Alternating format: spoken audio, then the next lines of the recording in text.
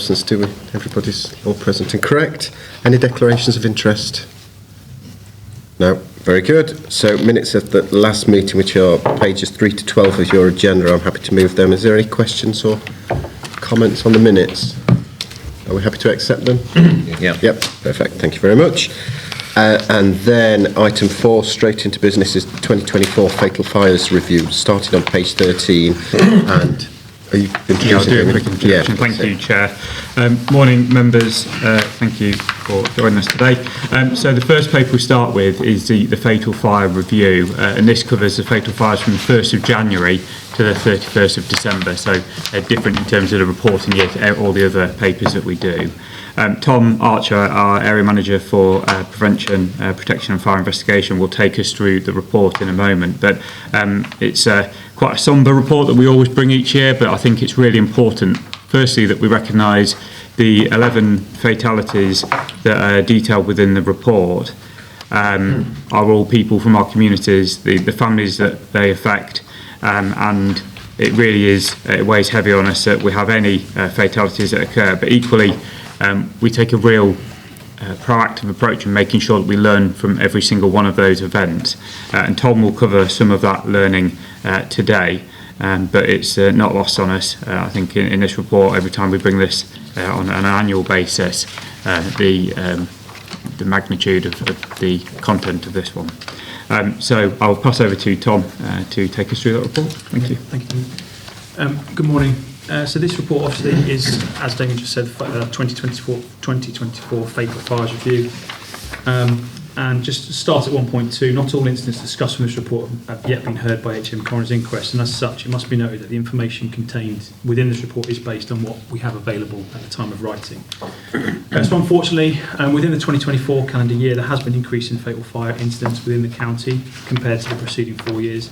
9 incidents have resulted in 11 fatalities, and you can see the previous years summarised there at 1.5, but that is an increase from our average number of deaths, unfortunately, from 7. And whilst every fire fatality is a tragedy, Nottinghamshire Fire and Rescue Service seeks to learn lessons and, where necessary, adapt its approach to prevention and response activities to continuously improve the services it delivers to the communities of Nottingham and Nottinghamshire. So just taking you to 2.1, figure 1 on the next page shows the spread of our fatal fire incidents by month in 2024, all of which were within domestic premises. One incident of note was not attended at all by us or any emergency service. We were summoned to that incident several weeks later at the request of the coroner, so we had to do a fire investigation on that, but no emergency services was actually notified at the time. So there was no failure, it just was one of those instances where the injuries were received. There was nothing to do in terms of firefighting, and then the individual was transported to hospital, but the coroner requested we attend several weeks later. Of the 9 fatal incidents within 2024, 3 incidents took place in Ashfield, 3 incidents in Nottingham City, 1 in Bassetlaw, 1 in Gedling and 1 in Mansfield. 5 of the fatalities were adult females, a further 5 were adult males, and the other casualty being 1 male child. 5 of those fatalities were over the age of 65, with the youngest adult at 24 and the oldest being 79. And unfortunately, the male child was 9 years old. 8 of the 9 incidents were determined to be due to an accidental causation. 1 incident was classified as undetermined, which was initially under further police investigation, but is now progressing through the HM coronial process. So our 5 fatal fires, so our Charlie P profile, and you can find that in Appendix 1, was examined against the 11 fire fatalities within 2024. 7 of the 11 lived alone and 5 had mobility impairments. So 5 of the fatalities were elderly, 4 were known smokers, and with 4 having care and support packages in place. 6 of the fatalities displayed signs of previous fires, such as burn marks to bedding and furniture from discarded cigarettes, or inappropriate use of tea lights noted by family members. 1 address was known to have potential language barriers, with English being a second language. The service is satisfied that the Charlie profile remains relevant and provides a sound methodology for identifying those who are at greater risk from fire. Moving to 2.5, of the 9 fatal incidents, 5 addresses were known to Notts Fire and Rescue Service following our previous interactions. So in terms of address 1, we've had 2 fire incidents at this address in April 21 and August 2023. And between April 21 and February 24, 5 professional referrals were made, 2 from Ashfield District Council and 3 from EMAS, to Nottinghamshire Fire and Rescue Service via the online reporting tool.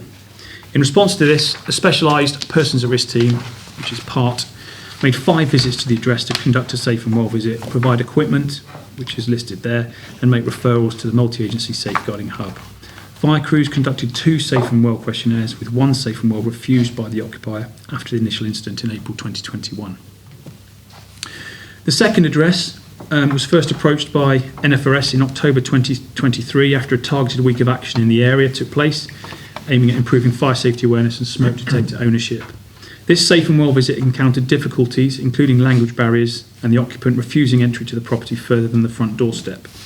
The prevention team made a referral to the housing provider in relation to reported issues with electricity supply to the address due to what they could ascertain from that doorstep.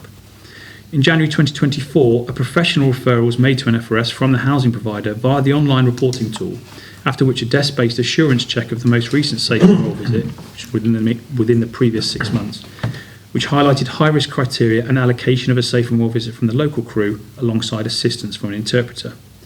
At the time of the fatal incident, the safe and well visit was outstanding, as the crew were not able to contact the recipient due to him being away from the property. This fire is the subject of a comprehensive domestic homicide review, which is not yet complete, but internal learning has already led to improvements in urgent communication between Nottinghamshire Police and Joint Fire Control in relation to arson threats categorised as needing an urgent response. Address 3, in September 2023, NFRS received a professional referral in which the part attended to complete a safe and well visit.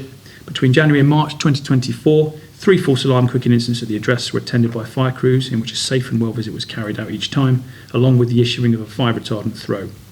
After these 3 false alarm incidents, PART were allocated to attend the address. After 3 unsuccessful attempts from PART to make contact with the occupier, the housing provider was contacted to advise him of this and for assistance in making contact with the tenant. In April 2024, no further contact could be made and the job allocation was closed. Address number 4, following a professional referral to NFRS, a safe and well visit was refused by the occupier in January 2024. And then lastly, address 5, 3 online professional referrals to NFRS from Nottinghamshire County Council made between April and July 2023, citing concerns around mobility and smoking habits. This referral was closed due to no response from the occupier and 3 separate attempts to make contact. In December 2023, a fire crew attended the address to assist EMAS, in which a safe and well visit was carried out. In August 24, an online professional referral was made to NFRS from a community nurse, again after concerns around smoking, and this visit was outstanding at the time of the fatal incident. Moving on to point 2.6, our activity in 2024. So following a fire fatality or serious injury, the service continues to hold a serious event review group, which is shortened to SIRG. This tasking group is chaired by the Head of Prevention and Protection, is convened as soon as is reasonably practicable after a fatal fire has occurred to oversee and assure the service's response. The group's responsibilities include planning for immediate prevention activities to take place, deciding on the most appropriate messages that the service will put out to the media, interrogating systems to ascertain what knowledge the service had of the person involved, and ensuring that the welfare needs of attending crews have been met. The terms of reference for the SIRG have been reviewed and updated with key stakeholders including the circulation attendants, and a follow-up meeting is now implemented in 2024 after each SIRG to make sure that we have completed all the actions that were identified at the time of that meeting.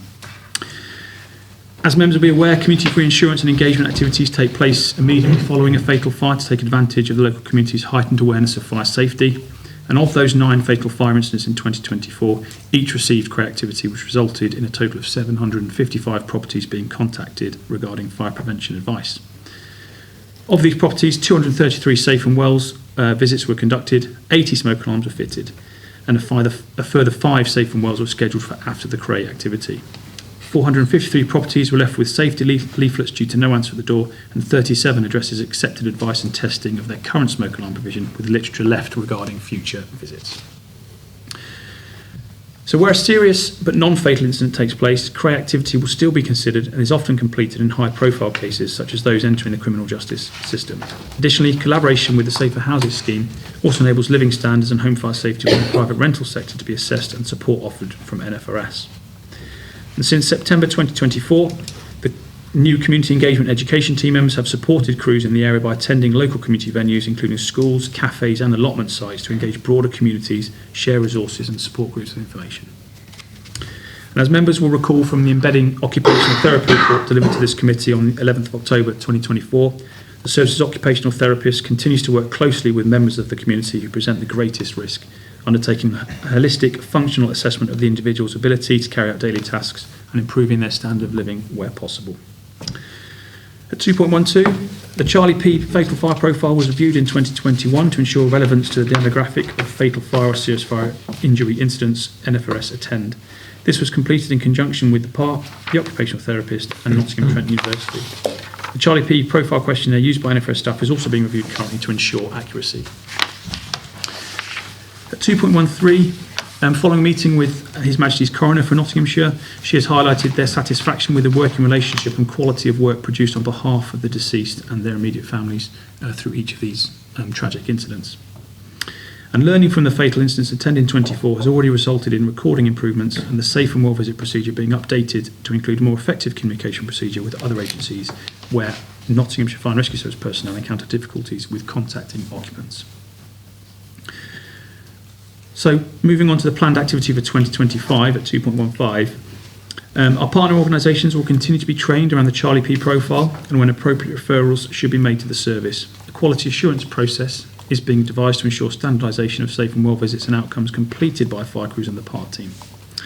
The Arson Reduction Investigation Team, which incorporates our fire investigation officers, is incorporated into the service's community safety and engagement structure to enable closer working relationships and the appropriate sharing of knowledge, information and expertise to highlight vulnerable persons within Nottinghamshire and learn lessons from the fire investigations. So the arson team and prevention personnel will continue to focus on safety messages via social media platforms linked to fire investigations where criminal and coronial limitations allow. Specific fire investigation communication strategy is being implemented to allow for more consistent and efficient safety messages post-fatal fire investigations.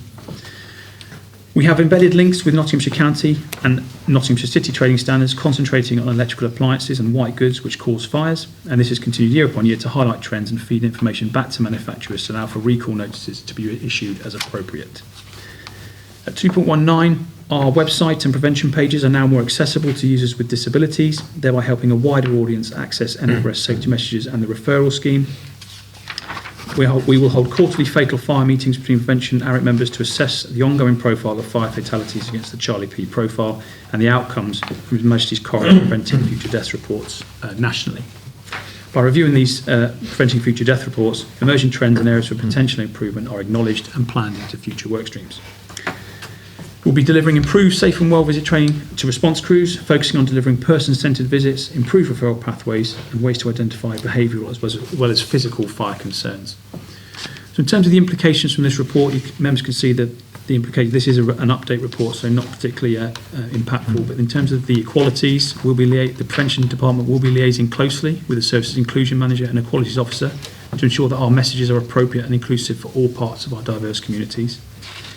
Obviously, legally, we are required under the Fire and Rescue Services Act 2024 to, in respect of our delivery of services to its community, so this is part of that assurance against that.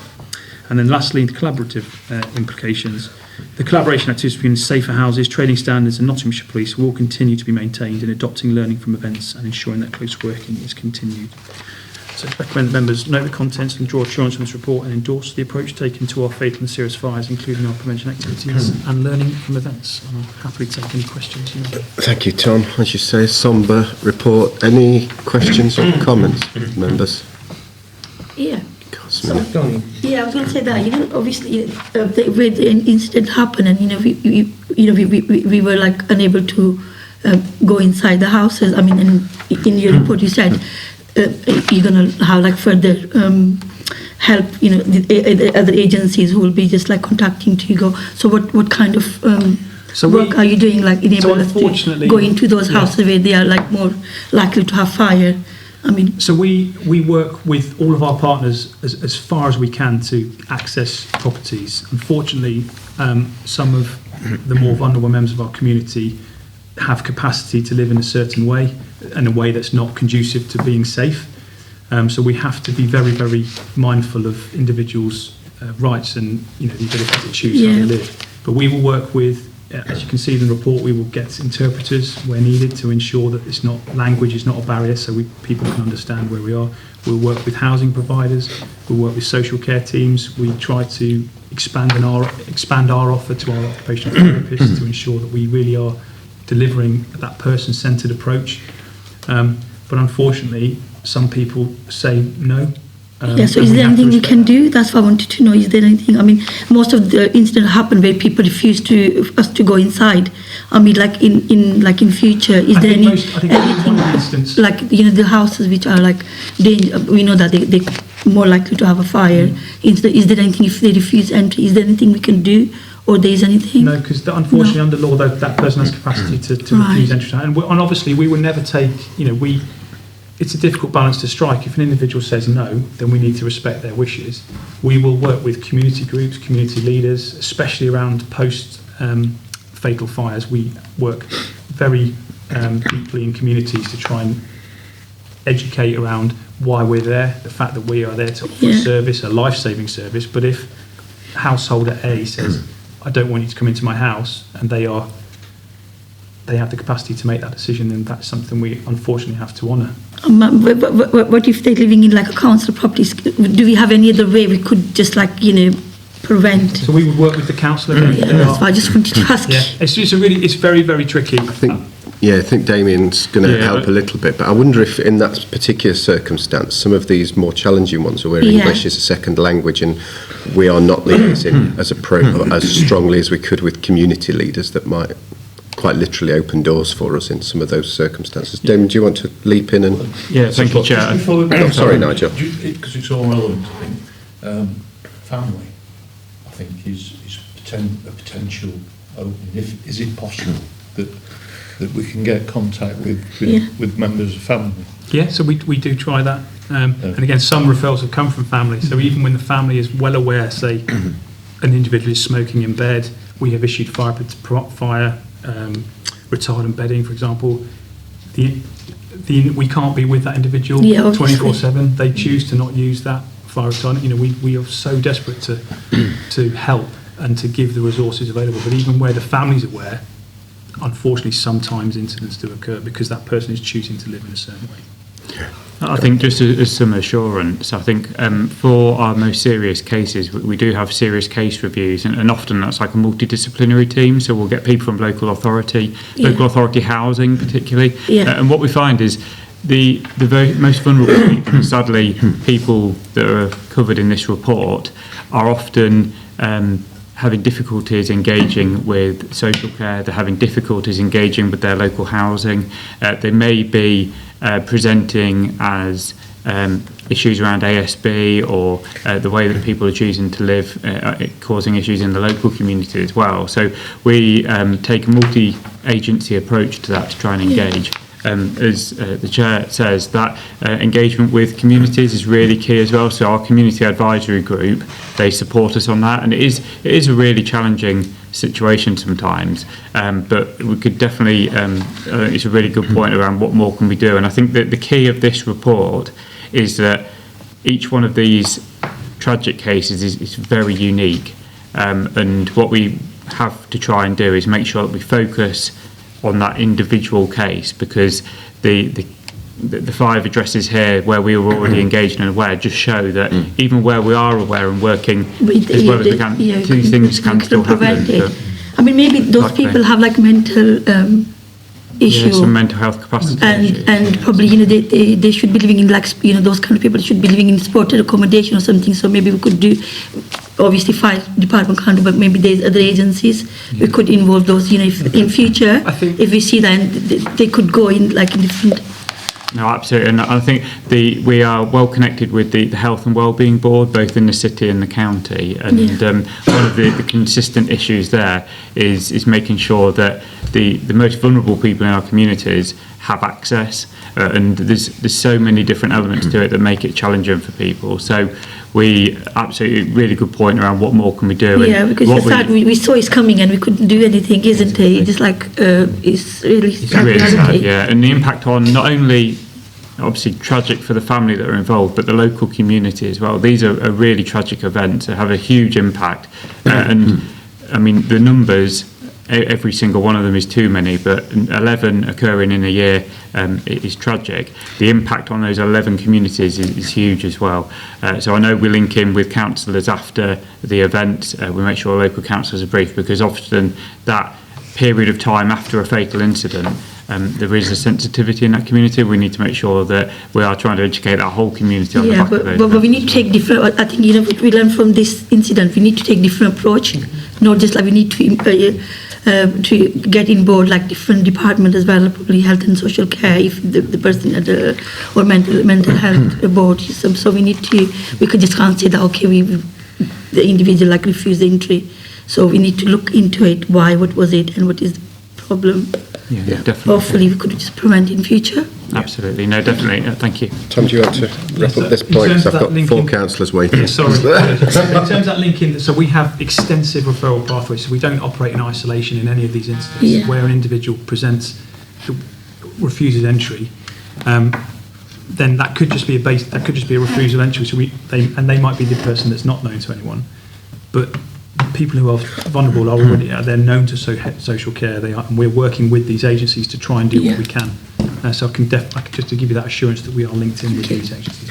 Just like we knew that it was coming, and then it just happened. It's still happening. It is sad. I've got Nick, Anwar, then you again, Nigel. Sorry, I've got to go in order. Sorry, Nigel. No. Sorry. No, it's largely that one. I mean, it's obviously the first thing is obviously thoughts of the family and the communities concerned, and all of them are tragedies. We knew about all of them in respect. So I suppose there's that aspect to it that we've just been discussed. I mean, also, how does that affect staff though? Because if you're working on something, you have to, and you've had a referral, you've been around, you've refused entry, and then there's unfortunately a tragic fatal incident. I'm not suggesting people should blame themselves. I wonder if there's any sort of counselling or is that must affect people on the front line. Yeah, it's a very good point, and I think that's why that is a formal part of that serious event review group agenda. That welfare of attending cruises is paramount, not just for the people that have attended that incident, which is often very traumatic, for the people that attend. But if individuals who have interacted with that individual, and I can think of a recent case, we have that pathway in place to give counselling to that individual around what they did and their actions and how that has affected them. So it's a very good point, and one we're certainly cognizant of. I mean, with workload, obviously there was an outstanding visit on 5, for example, but I mean, there could have been dozens of outstanding visits. That's just a tragedy, isn't it? So I wouldn't want colleagues to blame themselves, and this must be very difficult. It's very emotive, isn't it, with an event like that? Very much, and when we want to learn from them as well, there is often learning from these cases, and I think it's highlighted well in the report that there are things that we've changed on the back of these, but you're absolutely right, that's not apportioning blame, that's around learning and making sure we do everything we can to prevent them in the future. So yeah, absolutely, take that. Thanks. Thank you, Nick. Anwar? Yeah, thank you, Tom. I mean, it's sad when things happen like that, but for me it's like, we know the prevention is better than cure, but what prevention in the place, like, looking at the Ashfield District Council and Nottingham, these 3 incidents, I mean, is there any specific risk factors or commonalities been identified, or it's been checked before, or what actually been targeted for this intervention? Yeah, so and again, depends how people are referred to us. So very often vulnerable members of our community referred to us from health and social care, and to give you that assurance, we are, since the investigation of our new community safety engagement team, we're really strengthening those links and those referral pathways, so we are working with those agencies. In terms of those commonalities, you will see commonalities are evident across a lot of these people. So sometimes we may encounter an individual through pre-planned activity from the intelligence we've got in terms of demographics in an area. So we will go and proactively look to make contact with people. And we will then refer them on, because sometimes we are the first people across that door, which is one of the advantages of the Fire and Rescue Service, and that we are hopefully seen as a helping hand and someone that is there to help them.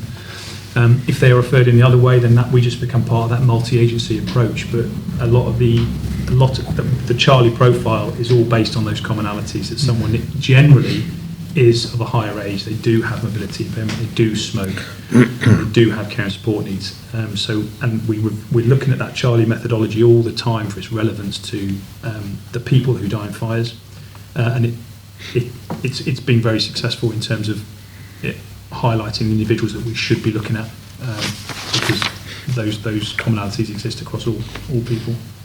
One bit I want to touch on that. You already mentioned, I think, touch upon that.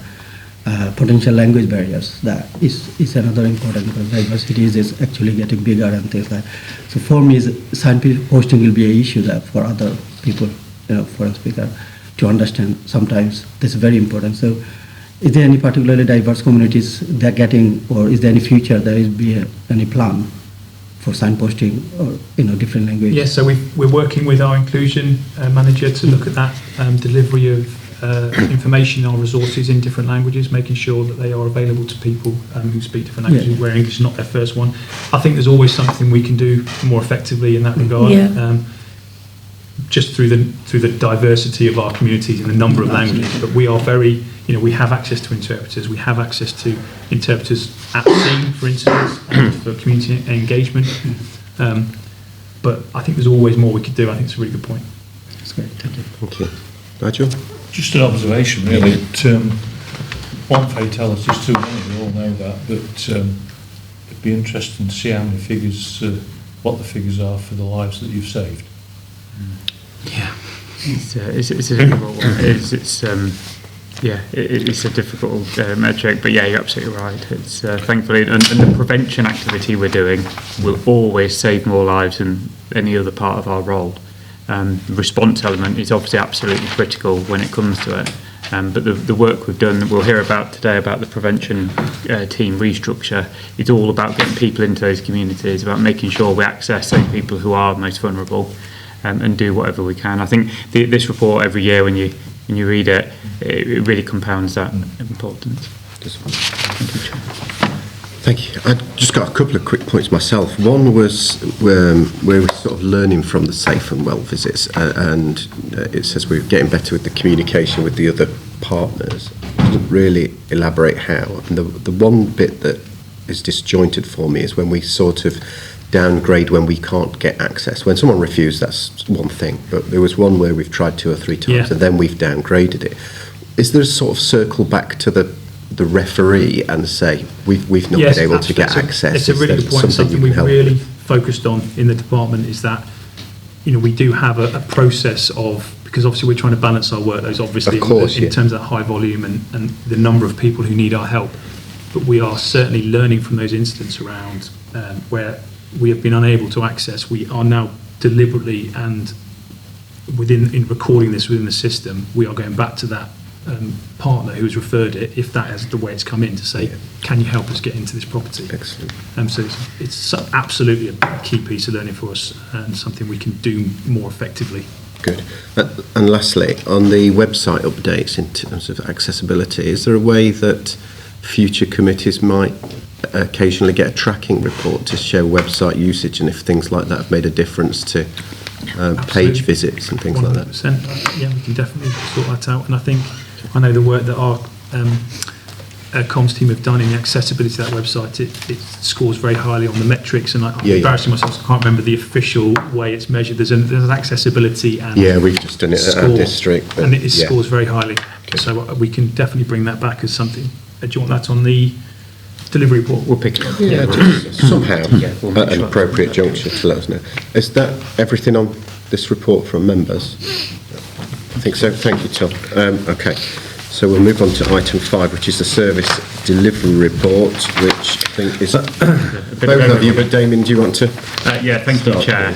So the service delivery performance report, members will be aware, this is the report we bring to every meeting in terms of allowing scrutiny and assurance against the activities of service delivery. So that's prevention, protection and response. within this portfolio. Now, this is a lengthy report. There's a lot of data in there. We're not going to read it verbatim to you, but we will pick out the key points. However, obviously, members are more than happy to raise any questions against any of the items. Also, this report covers quarter 3, so there is a slight delay, sadly, due to the timing of committees. We haven't got quarter 4 data yet. That will be presented to the next meeting. So this covers the 1st of October to the 31st of December. Also, due to the last Community Safety Committee being cancelled due to the inclement weather, we have attached quarter 2's data as an appendix. Now, I don't intend to go through that in detail because we've got the more relevant, more up-to-date data, but again, if members want to ask any questions, apply any scrutiny to that, happy to pick that up outside of the meeting. The report covers our response activities, our prevention and protection work, and we'll go to the response data first for Tom Staples, Group Manager, North Response, to cover that, Chair. Excellent. Thank you, Damien. Thank you, Chair. So, yeah, as Damien says, the data covers up to end of quarter 3. I have brought up a couple of bits of data from the end of quarter 3 into quarter 4 just to highlight improvements. And I'll try and get those in as I go, but I'm happy to take some questions on that at the end of my report. So, yeah, as we said, the report covers the period 1st of April to 31st December 24, where we have attended a total of 8,261 incidents. This constitutes a slight increase of 1% on the same period for the previous year. So 23-24, we attended a total of 10,595 incidents, with an anticipation that that number will increase to approximately 10,700 in this year. Figure 1, going into 2.3, there's a slight typing mistake in the report. So figure 1 shows a monthly comparison of incidence numbers since 22-23, and the report details 21-22. So apologies for that. That is a typo in the report and bring to your attention. With the exception of the significant increases in July and August 22, which, if members can remember back that far, there was the very hot summer of July, August, September 22. Monthly incident numbers have been relatively stable and consistent. Moving on to 2.4, breakdown of incident types attended over the last 12 months can be seen in figure 2. Typically, we see fires are lower in the autumn and winter, peak in spring, and remain relatively high throughout the summer. The last 12-month period, I've seen a slight change to that pattern where fires actually peaked in August 24, and again, that's due to the grassland fires nearly doubling when compared to August 2023, which was a particularly wet summer, if we remember back then. False alarms have averaged around 426 a month, peaking in October at 483. And special service calls have remained relatively consistent throughout the year, averaging 237 per month. Special service calls, just for interest, cover non-fire calls, so things like RTCs. It's quite a broad range of incident types. Could be road traffic collisions, lift rescues, that kind of incident. So that it does bring in quite a wide range of incident types. Moving on to 2.5. Figure 3 shows a breakdown of incidents by district attended to 31st December 25 to date. Then City of Nottingham, as you may expect, has experienced the most incidents, 2,473, and Rushcliffe the least at 604. Moving on to 2.6, this graph shows a breakdown of incidents by priority type, which I'll come on to the definitions shortly, covering the period 1st of April through 31st December. So we classify incident types into P1, P2 and P3, and just for members' awareness, P1 incidents are the most serious incident types for risk to human life. So we classify those as those incidents that pose an immediate threat to human life, the risk of severe human injury, where intervention has the potential to save life and or reduce risk. And a typical example of that would be sort of a domestic dwelling fire with people inside the property. That's the P1 element that we classify as. P2 incidents pose a serious hazard and high risk threat to the environment, society, property or heritage, and again instigate an immediate response from ourselves. P3 incidents pose a potential hazard to human life, the environment, society, property or heritage, or incidents which pose a confirmed low hazard to human life.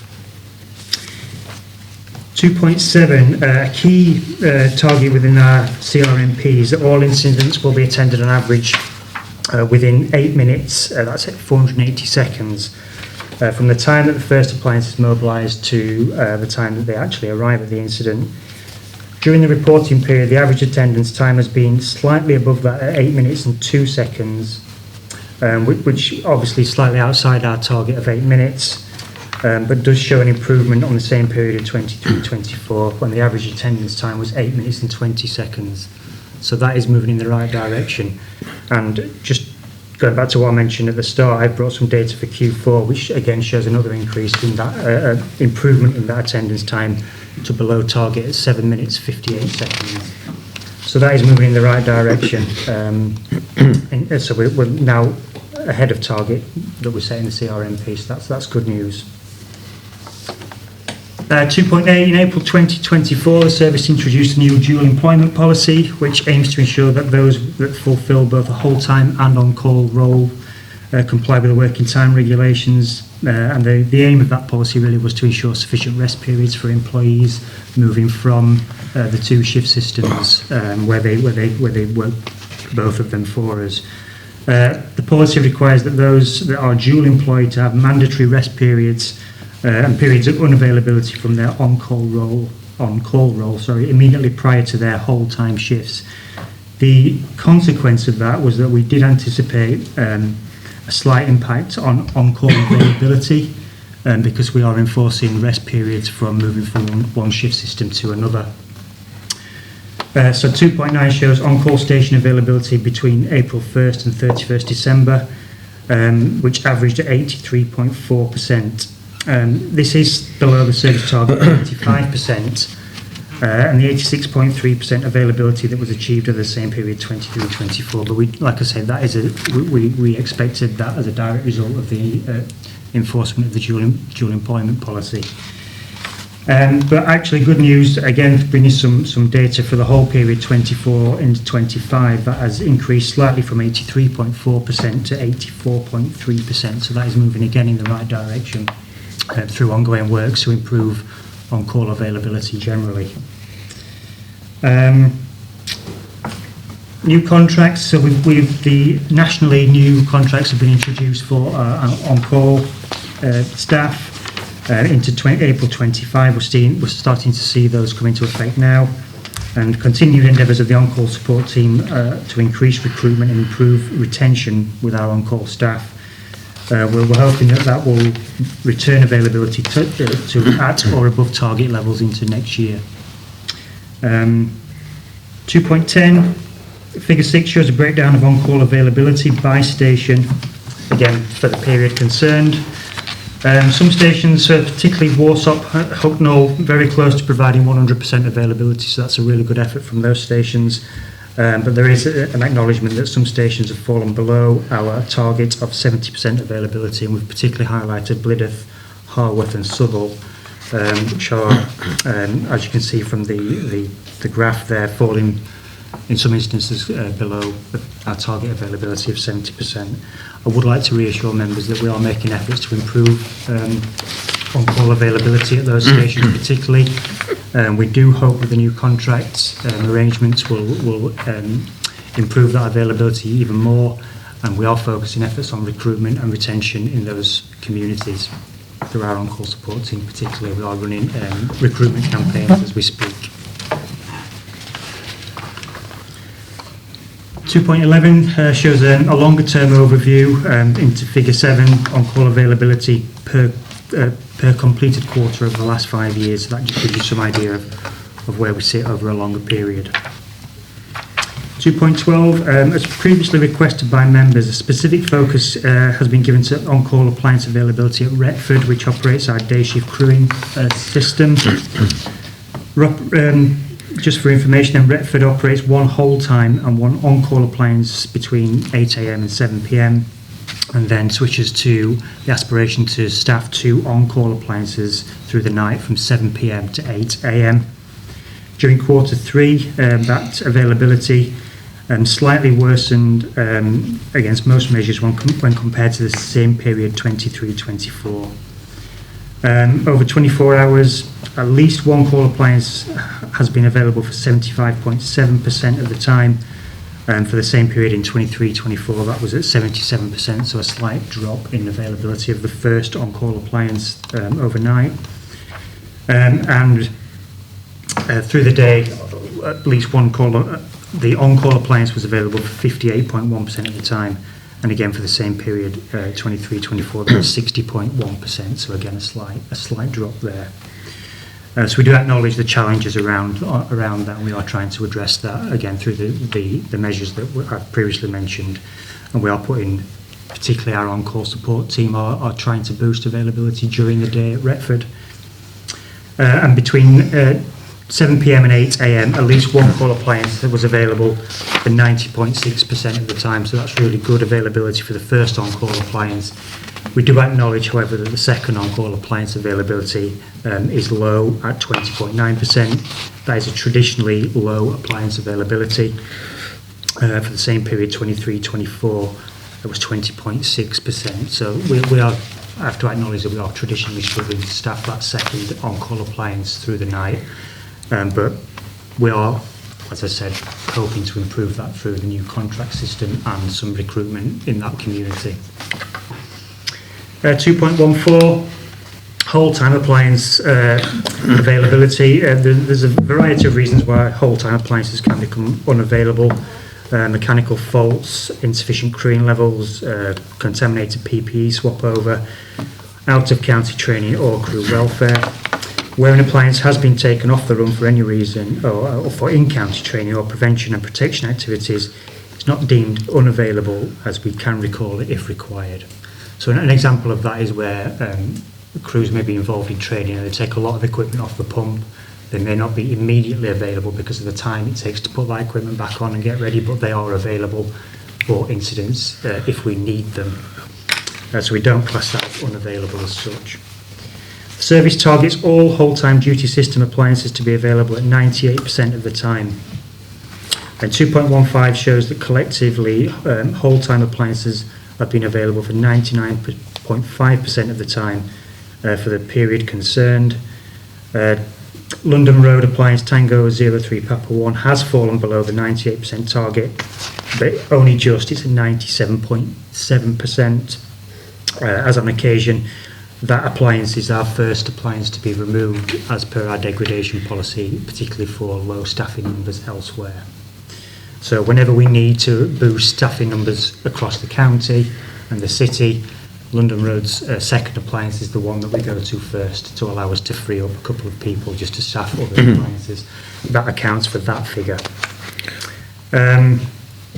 2.16, as key part of the service's ongoing commitment to ensure resources are mobilised to emergency incidents in a timely manner. As part of the functional collaboration agreement between Nottinghamshire and Derbyshire Fire and Rescue Services and the ongoing monitoring of joint control, we look at 3 key performance measures specifically for our joint fire control. 2.17, first metric used for performance measurement within control is the percentage of 999 calls answered within 7 seconds. The target for this being 96%. Figure 8 shows performance over the last 8 quarters, last 8 completed quarters, sorry. Performance in Q3 for this year was slightly below target, 94% of calls answered within 7 seconds. And that graph below that highlights that. 2.18, the second joint control metric is the average call handling times for P1 and P2 incidents as described earlier. Target for these is within 86 seconds, so that's the time taken from answering the call to dispatching resources, gathering of that information from the caller. The target for that is 86 seconds. Figure 9 shows performance against that metric over the last 8 completed quarters, and performance in quarter 3 has seen the strongest in the last 5 years, with call handling times averaging just 69 seconds, so well below our targets of 86 seconds and a 17-second improvement on that target. various reasons for that. We have put a lot of effort into training our call handlers to be more efficient in the information they take from callers. We've introduced things such as much better access to language lines, so where people who don't speak English as a first language call in, accessing to interpreters if necessary to get that information from them is better than it ever has been. So we're really happy about that. 2.19 shows the final joint fire control metric is mobilisation system availability. So that is availability of the ICT systems that we use to mobilise appliances. The target for this is 99% of that system to be available. Figure 10 shows performance over the last 8 completed quarters. In quarter 3, the availability of the mobilising system fell well below target at 91%. And I would like to just offer some sort of explanation for that, really. So the ICT issues that we use for mobilising officers we've had some problems with that. So the officer paging systems have not been working as we would like. I would like to offer assurance that that drop-in number has not affected the mobilisation of appliances. So it has been specifically around the issues with officer pages, but it all counts towards the same metric. So we did lose officer paging alerting in December for 130 hours alone in December, which obviously is quite a big loss of function for that. It is backed up with a phone call where so for example, if my pager doesn't go off, if I don't acknowledge that pager message, then I do get a phone call from control to back up that fire call. So we are still getting mobilised. It's just led to a skew in the figures because of the ICT problems around pages. And again, just want to offer that assurance that is not a problem with mobilisation of fire engines as such. Just to conclude then, the system is classed as being unavailable for a number of reasons, like I've just alluded to, including loss of officer paging, alerting, loss of mapping, or an inability to connect to Wi-Fi. It does not mean necessarily that assets have not been mobilised, and we do have a fallback system of telephone calls to stations and WhatsApp systems to ensure that we're still available to mobilise appliances in particular. That concludes the response section of the report. I'm happy to take any questions. Thank you, Tom. Let's take this section first. Nick? Yeah, I mean, there's some good news in terms of, some of the stuff that we've got there and, and I suppose the answering the calls, etc. But there are some concerning things in the report, aren't there? When you look at, for example, you're talking 210, Blydydd, Haworth and Southall, availability, that's really quite low, for example. And then we've previously asked about Retford, haven't we? And we look at that, again, that's not going particularly well either. I don't want to be overcritical here, but when you look at that, it's not particularly brilliant. And also, obviously, you've mentioned the IT problems that we've had there, and then, the answer in the calls later on. So, I mean, I just think of people watching this, we've got to think about, what we're going to be doing to rectify that. That's the problem, isn't it? Yeah, and I've got some figures for the 3 stations. So Blydydd quarter 3 is as low as 57%, Haworth 66, and Southall 67%, well below target. Like I alluded to, the change in contracts for the on-call, which is a nationally negotiated position for the on-call, we are hoping that does encourage the existing members to give some more availability, because ultimately that will increase their pay. So the contract bandings, if they are able to give more time, then that will increase the money that they take. So, and we are putting resources into recruitment in those communities. But I absolutely acknowledge that those figures are below where we would like them to be, Councillor. I asked Nick before the meeting for Damien to share with councillors the links because we are doing recruitment for on-call at the moment, to share links with councillors, so councillors in those communities can share them in social media and things as well. So you can circulate that to probably the whole authority and just remind them that we're doing it. If they can share those in the communities, that'd be very helpful. Thank you. That's very important. Yeah. Did you add something I else? was just going to say, Councillor, I think those stations are a real focus for us. So on-call availability is one, as an organisation, one of our really proud points. We still maintain the second highest availability on average in England. We are well versed at this committee talking about the challenges of on-call, and it just shows the fluctuation that can occur there. But you have our assurance that we're really focused on it. We are really proud of our on-call support team. We are focusing those efforts at those communities, and also taking some interim measures. So like at Blidworth, we've offered additional contracts to some of our whole-time employees that live in the local area to be able to give us some temporary additional cover there. But yeah, the scrutiny is absolutely, we hear that loud and clear, and continue to focus on that. I think in terms of the call handling and the mobilisation to incidents, we have, so as our joint control sits predominantly within Derbyshire, we have much closer working relations now. Tom Staples is our liaison officer with them. We have regular performance meetings, but I would say there is a good amount of scrutiny. Members will be aware of some of the challenges we've had with the current mobilising system, and also the replacement mobilisation system project that we've got ongoing. It's been reported through Fire Authority, and we'll keep regular updates on that. At the moment, we're working with the system we've got, and that does present some challenges, but that backstop is, it definitely hasn't had any effect on our response in terms of getting appliances to incidents when they're needed. Thanks. Thank you. Just while we're on that point, we are lucky to have someone from the press today, so I'm looking for your good grace. Do you think we might be able to get an article out saying that we're under recruitment at the moment for on-call staff, so that we can raise awareness of this, because we're desperately trying to get more people to apply for these jobs, so your help would be very much appreciated. To the concerns raised in the Absolutely. 2 or 3 locations. Absolutely. Yeah, I've noted that down. I will give you some time with Damien afterwards, so he can show you what we're doing with the recruitment, and if you can get that in the press, that'd be really helpful. Thank you very much. And I would just like to also, just on the data, where we see a peak in activity, sometimes related to sort of weather events, you will get an increase in that time taken to answer that call, because you often get multiple calls. So you get like, flooding is a good example of a wide area, a wide geographical area. You'll get a lot of people calling in for the same incident, essentially. It then takes obviously a lot longer time to answer those calls. Whereas for example, a car crash, you probably get 1 or 2 people calling in for a very specific location, but because of the geography involved in wide area flooding, for example, it does increase that call handling time. Right, I've got Samina Anwar, then Nigel again, please. Yeah, we're just talking about retention here. You were talking about, is it like people leaving the job, or we don't have like enough staff recruitment? What is it? It's a bit of both, to be honest, Councillor. The problems with on-call in terms of recruitment, and then once people are in the job, it's then retained within the role.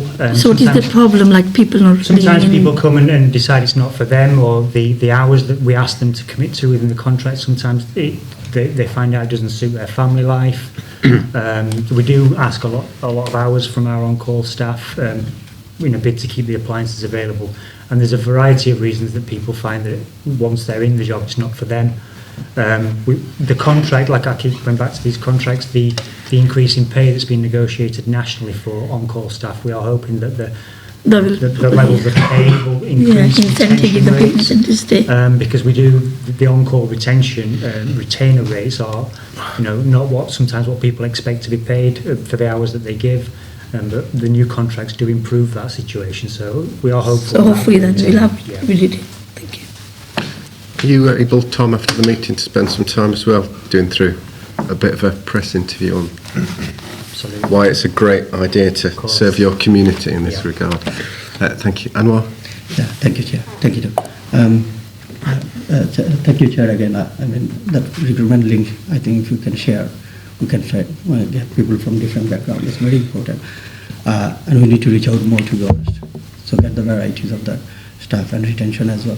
But my question on the downtime, 2.16, yeah. Is it, sorry, 2.15. Is there any analysis whether the mechanical faults or the service scheduling, what is actually in there, that appliance downtime? If so, if there is any strategic optimized fleet maintenance, something? There are a variety of reasons that an appliance can go off the run. Mechanically, is probably the one, but in terms of So I brought out, so Ashfield, for example, which is not part, well, it is not high up the list of appliances that we use for degradation. Ashfield's appliance availability is 99.8%, so that 0.2 of 1% probably accounts for mechanical faults, accidents that the appliance may have that take it off the run temporarily.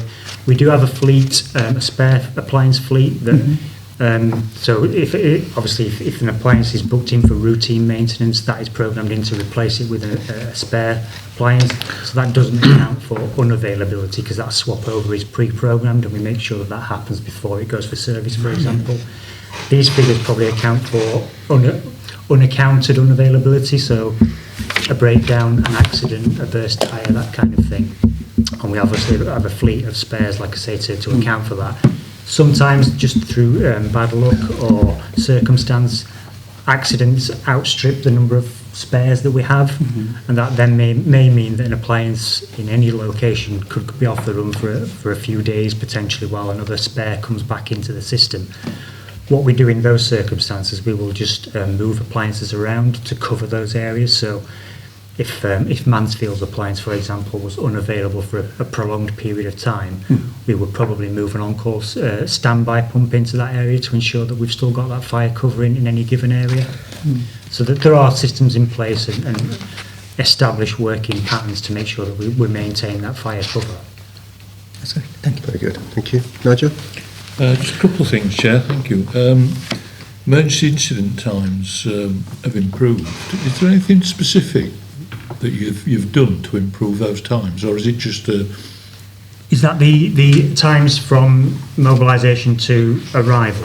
Yeah. Yes, we have done some work. What we were finding was that particularly in remote rural areas where people are getting sent, or appliances are getting sent to P3 incidents, so fires in the open, for example, sometimes the addresses that were given are quite vague. So you get a fire in Blidworth Woods, for example. The appliance would get there and then go looking for that fire, and they weren't booking arrived incident, as we call it, and that would skew the figures because they were just then spending 10 or 15 minutes looking for that fire within the woods. So what we've asked crews to do is, as soon as they get to the incident address that they've been sent to, press the arrived incident button and then sort of go looking for that fire, because we have arrived at the incident that we've been sent to essentially, but the geographical area, again, flooding is a good example of that, where the incident can be over a large area. So I think that has improved our times. And the problems that we've been having with the MDTs, which I'm sure members are aware of, the mobile data terminals, we've done a lot of work to improve those, and they're now in a much better place than they were. And so all those things combined, I think, have improved those times.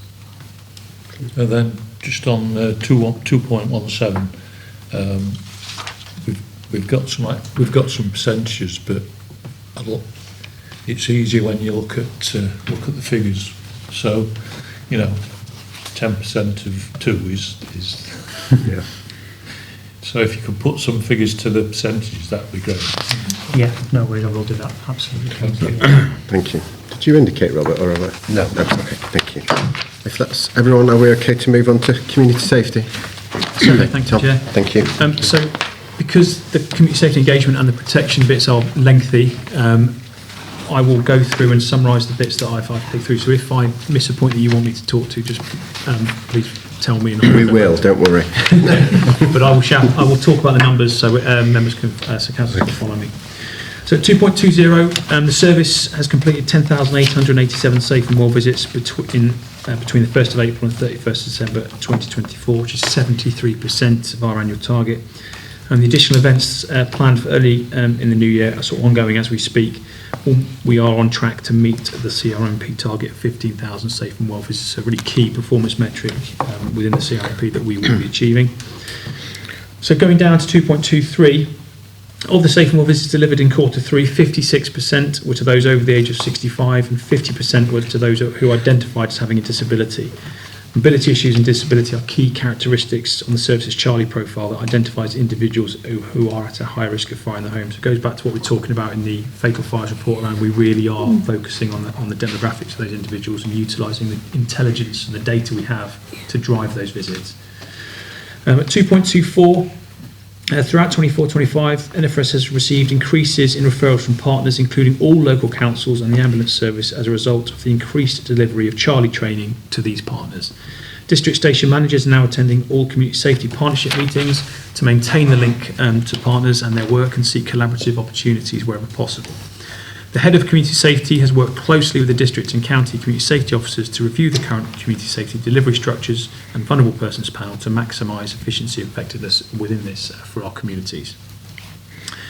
2.25, additional referral training has also been delivered to the Nottingham City Housing Department, who have made this mandatory for all housing officers to attend. The department evaluated the Charlie training and have improved its delivery to ensure as many participants as possible are placed on each course and they receive useful input that is more applicable to their different roles in the community. Training also enables partners to come together to network as well as learn about NFRS's services and referral pathways, and this has resulted in significantly improved referrals, with the next step being to work with district housing providers to further build on this approach. So really excellent partnership work in there.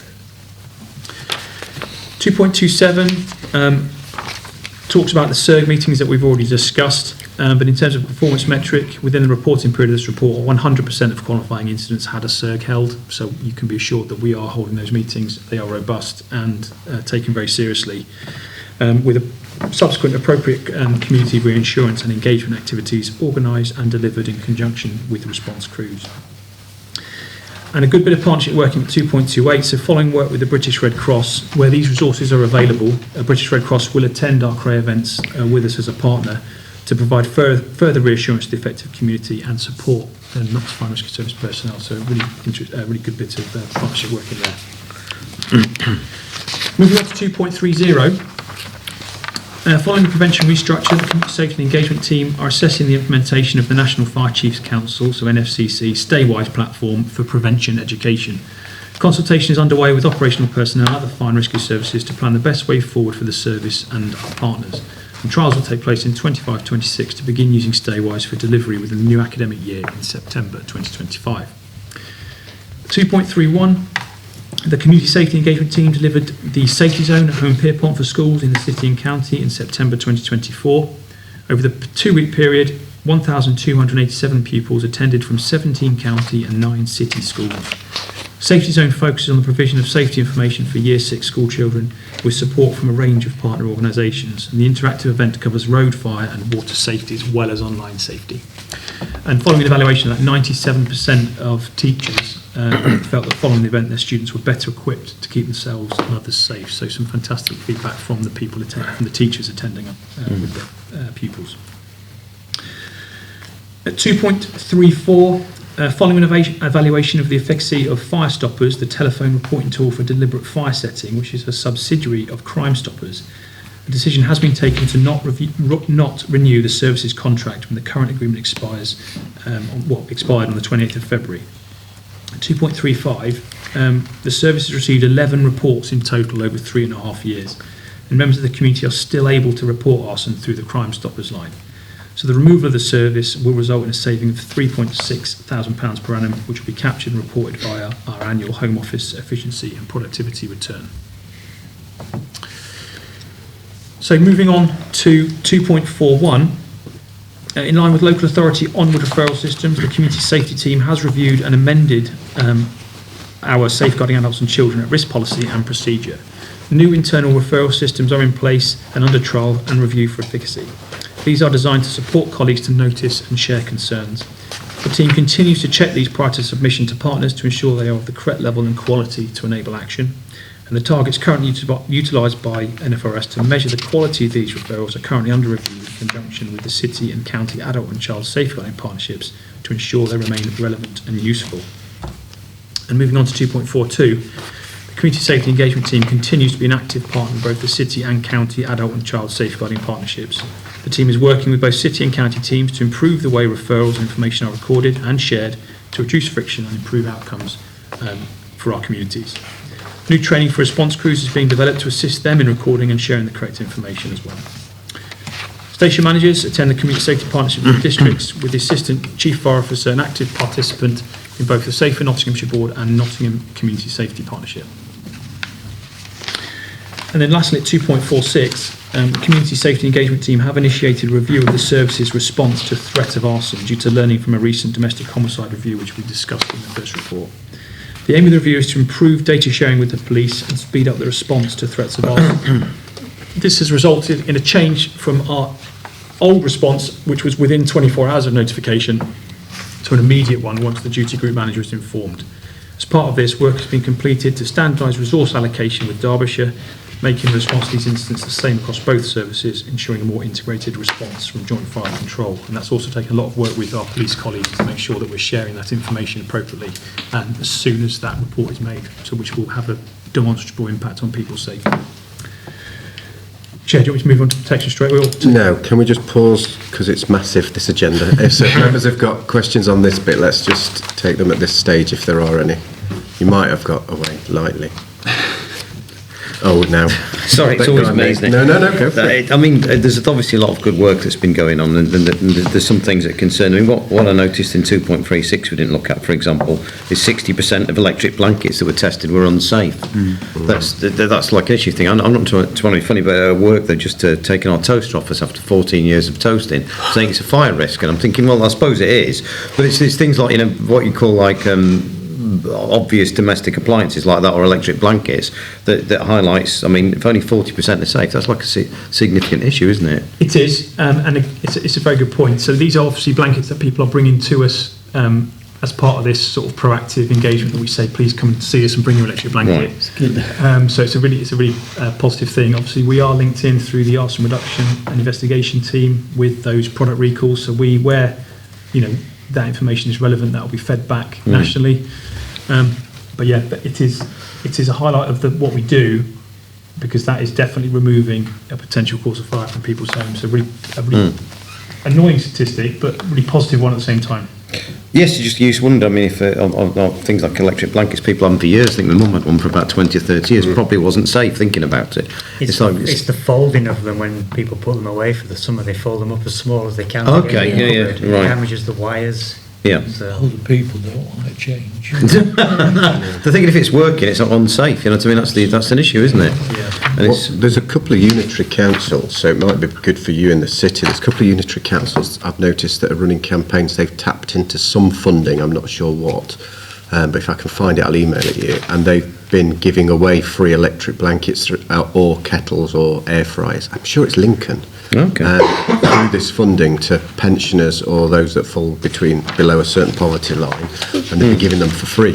So they've been able to not cost the council and obviously churn away older appliances. So Yeah. I'll dig it out, Nick, and email you, because I was reading it the other day. I was trying to do it in Ashfield, but it's funding for unitary authorities, so I'll send it you. I think as well, we have got future events as well around in communities and things, and it's probably something we can do more with councillors to share that, because through your networks, and we can try and raise awareness of those target profiles in the communities that these events are going on, because it is, as you say, the data shows it is worthwhile. So. I keep saying this, if you're doing these things, get in touch with us or those of us in districts as well. We can nudge district comms teams to try and up participation in community events. I think that's it. Yeah. Did you have something else, Nick? No, I mean, it's also, I was talking about the students, which I think is good work. It's also in that, and obviously we're increasing in the city. We have large high-rise student flats and accommodation that you'd imagine are quite high risk, and I think we'll go on to the joint inspection team later on, so just note that. Anwar? Yeah, I'm taking this opportunity. It's very interesting to see that the Nottingham City Housing Department has the Charlie training kind of mandatory, isn't it? But what are early indicators of this impact of the fire safety incident prevention of social housing? Is there any impact on since it's been mandatory? Yeah, the impact is we're getting more and better quality referrals from those partners. So they're really seeing the things that perhaps because they didn't have training before they weren't seeing. So individuals go into a person's house and understand that So it's the more fire helpful. service could help here. So again, through a consent-based, person-centred approach, we are seeing an increase in referrals. So it's a really positive. So they know understand the better what they're dealing with. Yeah, absolutely. That's, So if that's worked particularly well in the city, are you now trying to share that best practice with? yeah. Yeah. I mean, I think district and city partners are probably an easy thing, but what about RSLs? We've got quite a lot, haven't we, across the Yes, so we engage with them. So, following the last committee where you raised that point, we've really checked into that, made sure, so we are definitely doing that effectively. I think there's always scope for improvement across everything we do, always, and we do have that ambition of continuous improvement, but we are... I think this is very good to see that. We can be, you can be assured that we're doing that work. Absolutely brilliant. That's really good to see that happen. Yeah, I think that's a good point. If that's it, you can On to move the on. next one. Yes, please, thank you. So I'll take the same approach. So this is obviously starting at 2.7 for fire protection. So at 2.47, the completion of 2,000 fire safety audits in 24-25 is a CRMP commitment, increasing from 1,500 in 23-24. Within the reporting period of this report, the service has completed 390 fire safety audits and 1,010 in total for the year to date 24-25. So at 2.48, I do want to tell the committee the service we're not going to meet our annual target of fire safety audits in 24-25. The reasons for this are as previously reported to members at this committee on the 11th of October 2024. The allocation of resources to the building safety regulator, the ongoing requirements for fire safety inspectors to attain the necessary qualifications to upskill them in line with the National Fire Chiefs Council competency framework, and additionally long-term sickness within our fire protection team. And this has resulted in reduced capacity. Members can be assured that at 2.49 the necessary resource and oversight is being put into place to ensure that the refreshed targets contained within the CRMP 25 and 28 are realistic, achievable and represent an increased level of performance on this.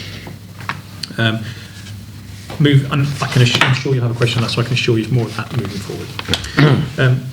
Moving to 2.51, the completion of 1,500 business safety checks in 24-25 is a CRMP commitment. To date, the service has completed 1,310, meaning it is on track to meet the service target. 682 of these have been completed within the reporting period of this report, mostly as a result of the 12 Days of Christmas campaign where response crews targeted businesses over the festive period. At 2.53, station managers and watch managers within the protection department deliver and assess the business safety check qualification to response supervisory managers. Fire safety inspectors are also utilised to deliver this training and are essential to the delivery of the course. Members should be assured that during the most recent audit by Skills for Justice in September 24, the team were praised for their excellent attitude, robust processes and strong learner support. The quality assurance processes within the centre were highlighted as a particular strength. So following at 2.54, following the audit, Skills for Justice have awarded the centre direct claim status, meaning that the centre can claim learner certificates without waiting for an external quality assurance activity to take place. So it's a fantastic sort of validation of the work of the team in terms of the standards they uphold, the training they deliver and the processes behind it. So I wanted to bring that to your attention. At 2.56, the protection team have also completed the following activities within the reporting period of this report.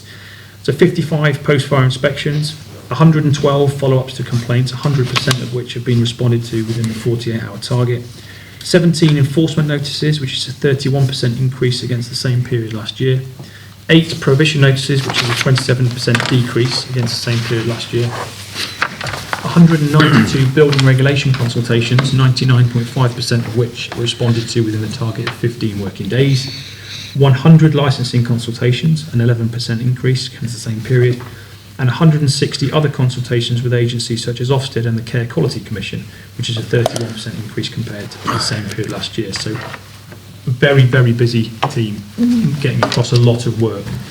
I wanted to bring that to your attention. Moving on to 2.57. So during the reporting period of this report, the services responded to 1,800... Tom, just pause a moment.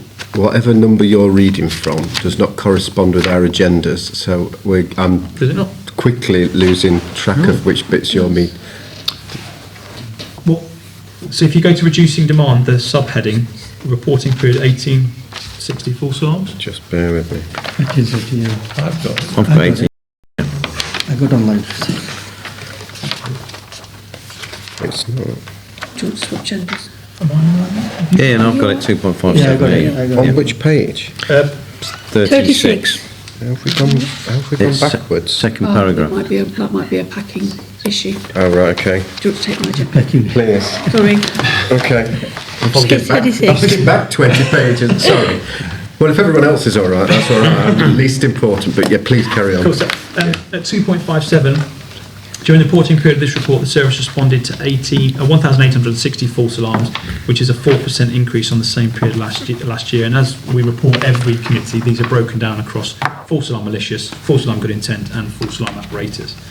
At 2.58, the CRMP sets a target of a 3% reduction in unwanted fire signals.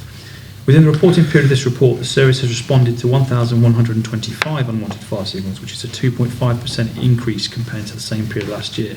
And of these, 229 were at non-residential premises, with 114 at hospitals, 782 were at residential premises. And at 2.59, obviously, following each unwanted fire signal, the premises owner for those non-domestic premises receives a letter from the service outlining their responsibilities in relation to fire safety. Following a fourth occurrence, they're contacted by the service's business education advocate, and a sixth occurrence prompts a full audit from the fire safety inspector. So we are looking at assisting those premises with reducing their unwanted fire signals. At 2.60, further work will be undertaken as part of the new CRMP to identify and work with premises to reduce the number of unwanted fire signals attended. Members will be aware that the trend for an increasing number of attendances to these instances is a national one and one not confined to Nottinghamshire Fire and Rescue.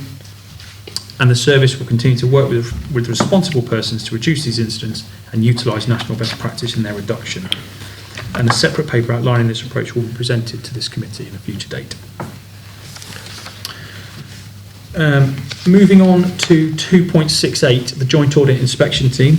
So the Joint Audit Inspection Team, the JATE collaboration between Nottingham City Council and NFRS, conducted 23 inspections, 14 audits and 9 follow-up inspections in the period covered within this report. And following extensive work with the City Council, the JATE list has been updated and risk assessed, and there are now 123 premises that are on the audit list. And that sits outside of our risk-based inspection programme as the most high-risk buildings that we have, and we address that through a collaborative approach. Moving to 2.73, which is regarding the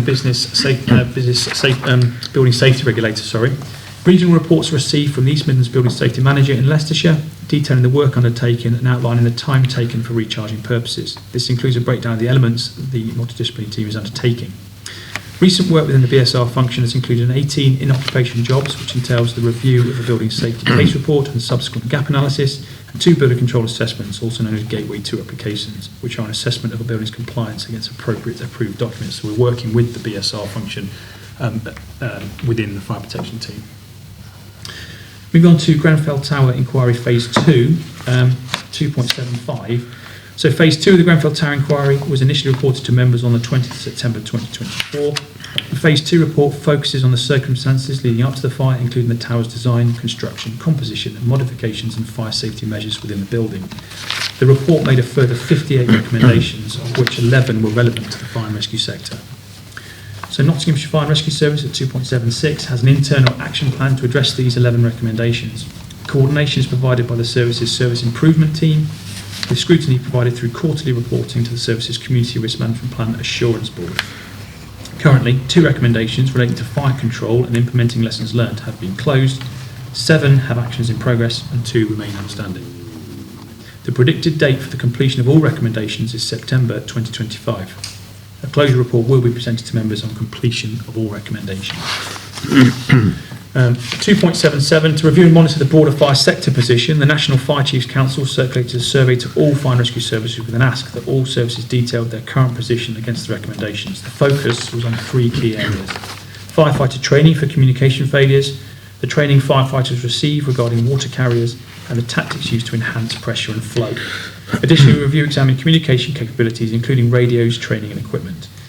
NFRS completed its return on 24th January 2024, and evidence was provided against all of the review areas, and no areas or non-compliance or risk were identified. So just to finish, our 2.78 onwards, since the announcement by the Deputy Prime Minister of the Mediation Acceleration Plans and their coordination through regional mayors, the NFRS Protection Team have been fully engaged with the East Midlands Combined County Authority, or EMCA, in preparation of plans. As I'm sure Council is aware, the Government have announced an ambition for all 18 metre plus unsafe cladding to be remediated by 2029, all 11 metres plus unsafe cladding to be identified with a target date for completion by 2029. 3 themes for this approach in terms of fixing buildings faster, identifying all buildings with unsafe cladding and supporting residents. The long-term strategy to help social housing providers be published in spring 2026. So at 2.80, the services work closely with the Mayor's Office and a remediation acceleration plan for the East Midlands has been submitted to MHCLG for approval. This would see additional resources within fire protection. Remedied cladding, I'm thinking about, tower blocks of flats very typically, etc.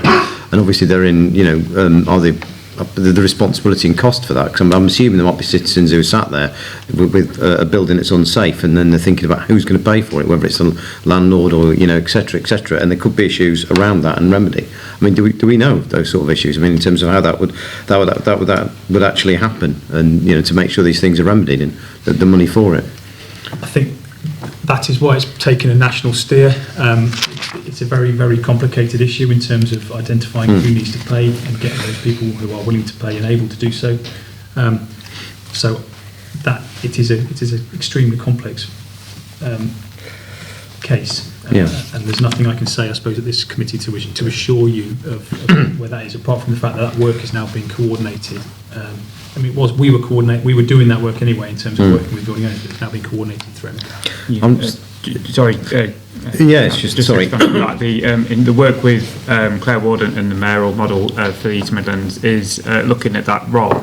Government have announced a new pot of funding to open up that, and part of the convening role that the mayoral office is doing is coordinating Homes England, MHCLG, the local regulators, and then coordinating all of that work to make sure that where buildings are now identified, and I know it's a big concern of communities around that remediation cost, is that they can access that funding and then also access the specialist remediation companies around that. So there is a national framework being established, and the mayoral office are convening all of that work together. So it's very early days. We're still in pretty much the data gathering and confirmation phase of that at the moment. But between now and 2028, we aim to work collaboratively with the mayor's office to do that ahead of the 2029 deadline that government have set. And can I ask you, how would people, if let's say you are looking to buy a flat and there's citizens who bought a flat and there's changes to leasehold and all that, which are welcome at the moment, how would they know in terms of whether their cladding's safe or unsafe, or whether they're going to get, obviously there's a safety aspect, and two, there's the fact you could get hit by a bill for tens of thousands of pounds potentially in a couple of years' time, couldn't you? So the building owner has the responsibility to ensure that a thorough fire risk assessment is undertaken. Part of that thorough fire risk assessment would be the identification and classification of any cladding. That is something that is obviously really important for people to check. Obviously, if they are looking to purchase that, or if they are in properties as well, the responsibility sits with that building owner, so the overall owner of that building, to undertake and provide that information. You see, I'm a bit cynical about this because, to be honest with you, we have a lot of issues with landlords, and I've got a stereotype, but there's some good landlords and there's some that are really not so good in my experience, and that's kind of a concern around that in terms of where people would be and how they would find out. Would it come as part of a survey? It should be. In terms of a flat, I can't talk about individual mortgage surveys or things like that. That's of course not. In terms of that fire risk assessment, the requirement upon the building owner is to employ or engage a competent person to undertake that fire risk assessment.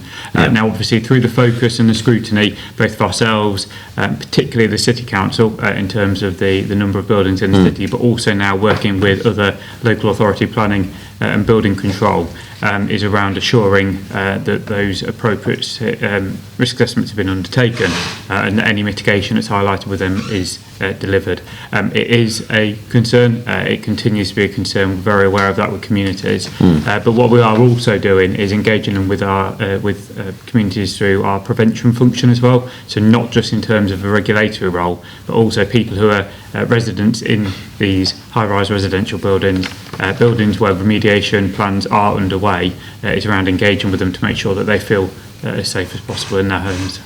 Do we know how many we've got, roughly? I mean, That is part of the data collection at the moment that's been undertaken. So we're working very closely with the City Council through the JATE team. Yeah. We have the identified buildings that we're working on, but we're also now working with Homes England to get a definitive figure for the 11 plus metre buildings. 18 plus has been work that's ongoing since about 2019. However, the 11 metre plus, obviously with that change of scope, is in that data collection and cleansing phase at the moment. And we have, sorry, the other thing is the fire safety audits in 247 and 248. Obviously, we've had perennial issues here, haven't we, with retaining staff and training them, which I think is a national issue. And obviously, as a result, we're not going to hit our targets, but it's okay. I've got some, essentially, so that, to assure members, I think we're not going to hit that target, and that is not where we want to be. But in terms of the work that goes on within the team, when you look at things like Grenfell, we look at MK, look at J, we are working constantly to deliver better outcomes for communities. And I just wanted to take a sort of case study. I don't know if members are aware of the recent successful prosecution of St Martin's Care Home, the owner of the responsible person from St Martin's Care Home. So that was a case that Fire Protection first became aware of over 2 years ago, and has taken over 2 years of work and multiple visits to gather the necessary information, work with the responsible person to try and avoid this prosecution at all costs. But unfortunately, we had to take it to that degree. And if you give it as an example, this one specific example, that takes essentially 3 fire safety inspectors and their manager constant work to make sure that we're doing the necessary legal work, checking things appropriately, meeting deadlines. And the judge, in their summing up, praised the team for their professionalism and approach to this case. But it's things like that I think we could be better at factoring in that sort of workload in terms of the targets we set. And that has been, as we have taken significantly more work on, we are now going into more buildings than we have done in the past. Response crews are finding buildings for us through the business safety check process that historically would have been categorised as low risk, and for that read, your classic takeaway with sleeping above. Yeah. They are finding those, and we are then working and inspecting those premises, and then sometimes that leads to prohibitions. It definitely leads to a lot of work with the responsible person. The vast majority of them are very receptive to our work and want to increase safety, but it depends where we take it.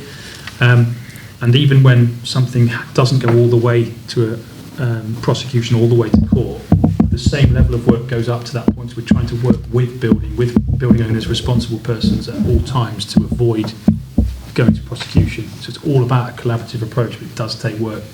So I can assure you that this isn't the lack of achieving that target. It's not a case of the team not doing it. It's a case of other things coming in that take priority over your more general audit.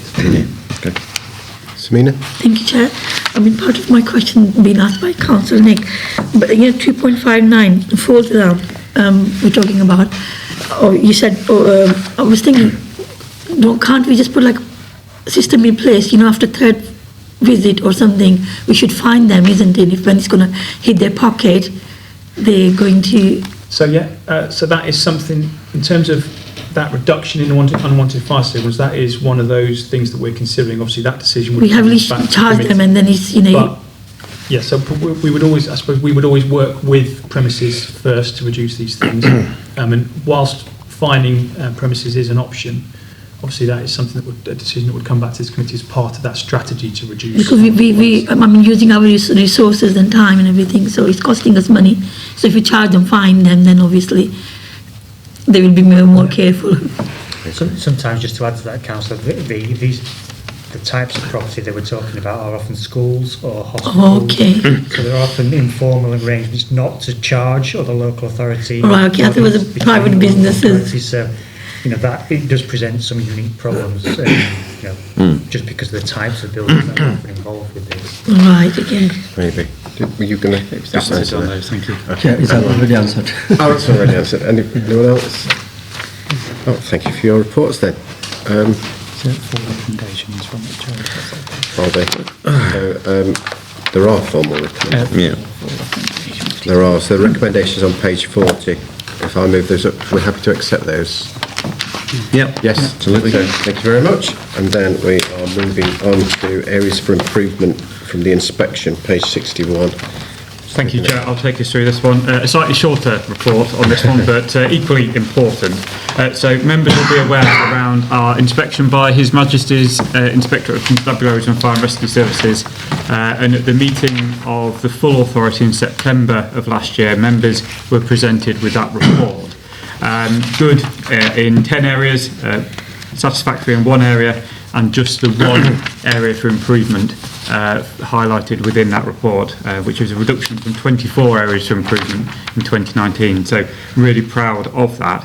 As with previous reports, full authority took the decision to delegate oversight and scrutiny against progress against that one area for improvement to the relevant committee, and that is your good selves here, Community Safety Committee, as that one area for improvement was a continuation from the previous report around work on our risk-based inspection programme. Just so I recap, the risk-based inspection programme is the process that Tom has talked about how we highlight and focus our fire protection resources, the buildings, the non-residential buildings and businesses that present the highest risk to our communities. So in section 2.1, the actual wording from the report is there that the service should assure itself that our risk-based inspection programme prioritises the highest risks and includes proportionate activity to reduce risk. Now, we are in a very positive position with this. When the Inspectorate came to visit us, we were in the throes of refreshing the risk-based inspection programme. Because of that, we've got that continuation of this area for improvement, and it's really just around embedding that risk-based inspection programme approach and assuring ourselves against that. Our fire protection manager has worked hard to make sure that the risk-based inspection programme takes information from a really broad range of sources. So that is from data, from historic data, from risk intelligence and part of our risk information programme, information from other regulatory bodies as well. And we now have developed that risk-based inspection programme. We have had the outputs from it, so we have started to inspect against that programme, and early feedback from the team is that it is providing exactly the results that we would expect. Now, we don't want to rush to close this area for improvement because we want to give you a very thorough assurance around doing that. So what we are now underway against delivering against it. We are undertaking some assurance both with peer review from other fire and rescue authorities. We're also going to instigate an independent assurance with the help of the local university to make sure that we have that scrutiny before we then will bring it back to members later this year with a proposal to close that. So very much we aim for this to be closed as soon as possible, but we want to make sure that we have absolute confidence that when His Majesty's Inspectorate returns, we will have a really solid detailed scrutiny through yourselves to close that with good substantiation. So it's a very quick update. I can provide that assurance that we have made good progress to date against the area for improvement. That is all on track, and we are on track to close that later this year. So happy to take any questions, and 3 recommendations on that one, Chair. Okay, thank you. Any questions? You have got offline. Super. It's been a long piece of work. I think the easy case. It has been. I think we've been Well done. Yeah. That's good work. Okay, so there's 3 recommendations on page 10. Sorry, item 10. Page. How am I on? All the way through. So the 3 recommendations, I'll move those if we're all happy to accept them. Yeah. Agreed. Thank you very much. And then we are on the Safer Community Strategy. Thank you again, Chair. I'll take us briefly through this paper. Now, this is a very lengthy paper with the appendices that are attached. But as you will be aware, at the Combined Fire Authority meeting on the 28th of February this year, you members and your colleagues supported and approved the final post-consultation version of the Community Risk Management Plan. So that plan that takes us from 25 to 2028. As part of that suite of documents, we have developed the strategies, and this is the Safer Community Strategy, which oversees the prevention, protection and response elements of that plan. So there will be 4 key strategies. They will go hand in hand, and this one focusing on the delivery of services to communities. And our ambition this time round, and probably for the first time as a service comprehensively, is to have a golden thread from that community risk management plan that's signed off by members through to the strategies, which will detail internally how we will deliver those functions. We will then have an annual delivery plan for each of the 3 years, and that will filter down to a plan on a page for each team, so that every single person in this organisation can see on a daily basis what they're doing and how that links to your strategic plan at the highest level. So today we present to you the community Safer Communities strategy and the overarching work for that. I don't intend, you'll probably be relieved to know, to go through the strategy itself in terms of page by page, but I just wanted to touch on the content within there and how that is presented. So in the document, it outlines how the strategy has been pulled together. That is taking the strategic objectives of the Community Risk Management Plan, the services, resources, and then also looking at the strategic assessment of risk and how we will mitigate those. It then breaks down into a description of our communities, the challenges that we face within the communities that are presented to us in terms of making sure that they stay safe, our ambition around what we want to achieve by 2032 in terms of being outstanding, and then each element in terms of community engagement, prevention and community safety, protection and response, around what the actions of each of those teams will take over the 3-year period to deliver your CRMP. Now this is in final draft version, and it's presented to you as an appendices, and it is quite a comprehensive document at about 70 pages. Now it's a deliberate move to that, so that an individual, because this is targeted as an internal document for our staff, an individual can pick up that document on its own and thoroughly understand our strategic objectives, your objectives from the CRMP, and all of the elements and how they will be delivered as a service. We would really welcome any feedback that members have on the strategy itself. Obviously happy to take that outside of the meeting, and the strategy will also be shared wider with members of the authority. But today is an opportunity to present it to you, to show you our ambition, but really to focus on that golden thread approach that we are trying to deliver within the organisation itself. I am happy to take any questions, so that there is an ask for any feedback from members in terms of that strategy to be provided back to us. Thank you. It's very good. The 4 pillars are very strong, I think. And I think somebody who hates acronyms, it's very useful to have a proper glossary, although I'd still get rid of them in the main documents. But as you say, it's an enormous document, so if members haven't had a chance to read it yet and want feedback, Damien's be delighted to have a coffee with you to go through any of your thoughts. But if there are anything now, any questions or comments? Anwar? Just a very quick one. It's a very detailed report. The language side, I can see the different languages, Chinese and other. But one thing I recently was meeting like so many people from Bangladeshi communities. They raised me that question quite few times. Including even a council as well and NHS, and they're not getting their language. They can find like Arabic, Urdu and other languages, but Bangla is missing. So is there anything we can think about that? Absolutely, if you noticed that. Yeah, I noticed Polish was there straight away, so it's useful to notice that. Absolutely. Yeah, so, as part of our approach to all of these now, we will be publishing them online. We do it on that platform, so that the plethora of languages can be translated to through whichever platform you're viewing it. And that's why we've really gone to accessibility. Tom mentioned earlier we have a really high level of assurance around our accessibility. I think we are still the second highest fire and rescue service in terms of the award for our website in terms of doing that. But we're working really hard to make sure. Now these the languages there in terms of how to access the document were taken from the highest prevalence within Nottingham and Nottinghamshire, but we are working really hard, and again, we're presenting this document to the Community Advisory Group to try and get feedback as well in terms of making it accessible. So, but yeah, any feedback that's That's would be really welcomed. But that community actually increasing now in terms of the figure wise. It is. I feel like, they're really asking that question that we should have something about. Yeah, it needs to be there. For, I mean, I was campaigning in the Collingham by-election a couple of years ago, and Collingham's not a place you think of having massively diverse communities. We ended up doing letters in 17 different languages Yes. to the northern part of Newark.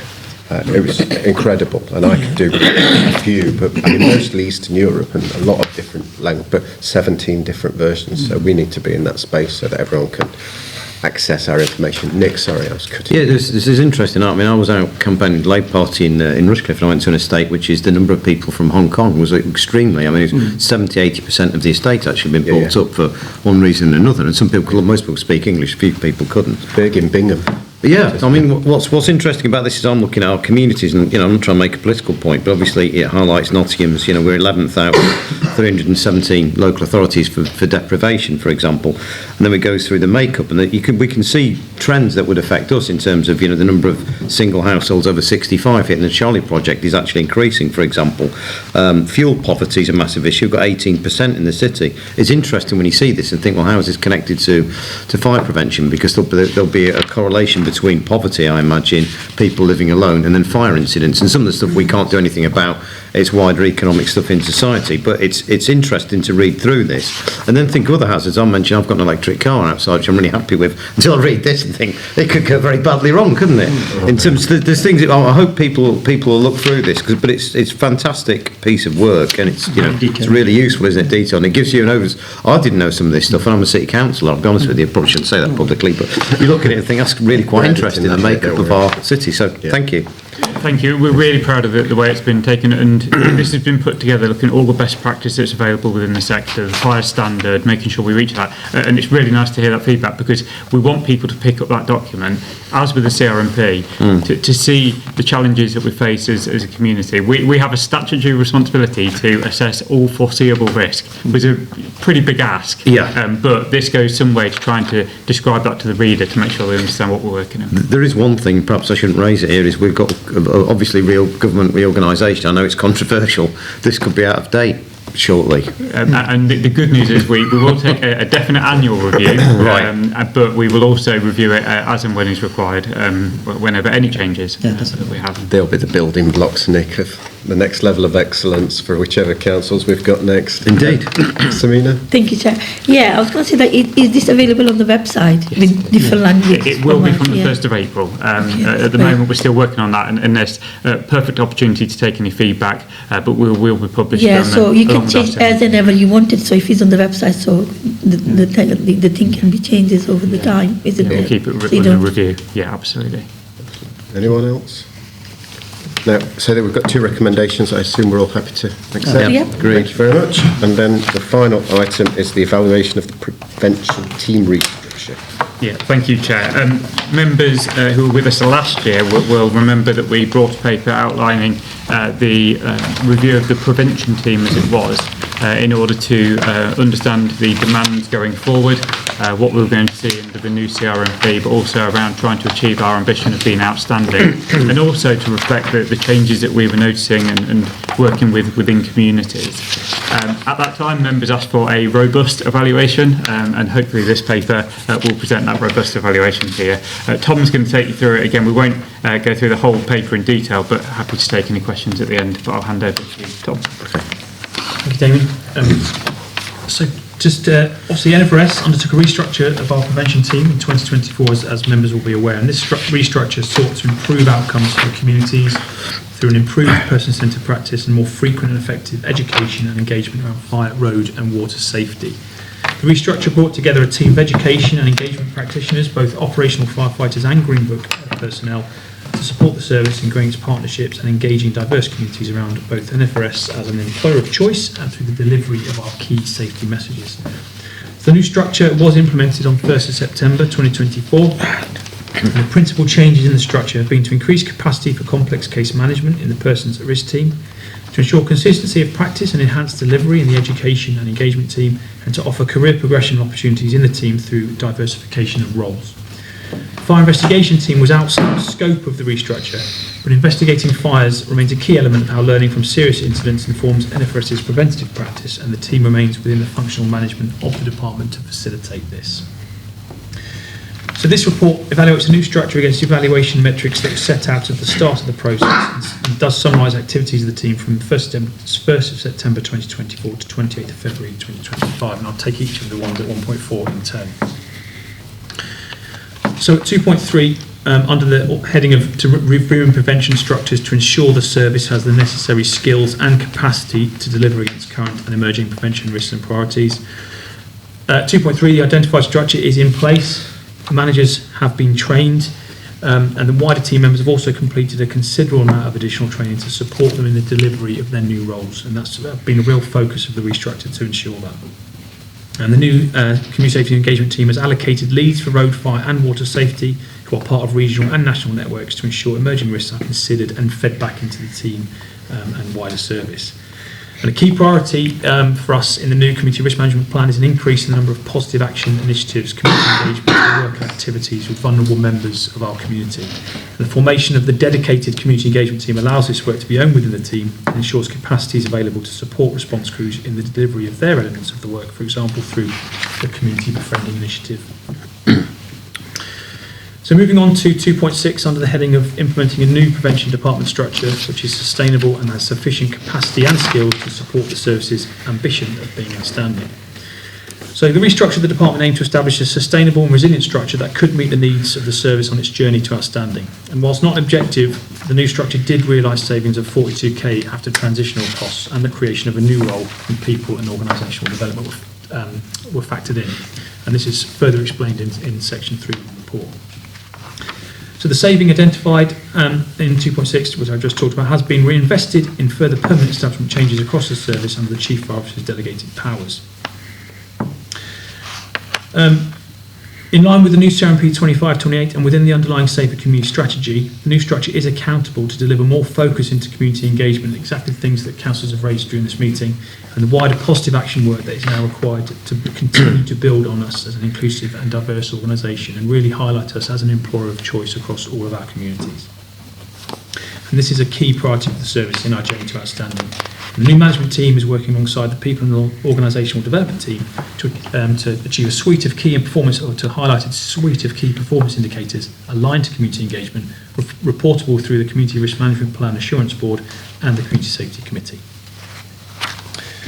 So moving on to the next bold heading, which is at just above 2.12, which is to implement new structures that support delivery of coordinated community safety and community engagement activities which are integrated into our prevention activity. Managerial roles and delivery roles have now been formalised within the team with new job descriptions and person specifications outlining the new structure internally. The new community engagement plan contained in the Safer Community strategy, which we've just talked about, is explicit around how community engagement will be undertaken and formalises the ownership of this delivery within the new team and how this will be integrated and coordinated with other teams in the service. So moving on to reviewing how prevention activity is delivered across the service and identify scope for enhanced use of response staff to deliver certain prevention functions. At 2.14, response personnel are now undertaking more of the routine prevention activity, including local events and school attendance. Response station managers are now attending community safety partnership meetings where they're providing both updates of service performance and supporting local partnership community safety initiatives. There have been adjustments in the administration and ordering of materials for routine prevention activities which are still bedding in across our teams.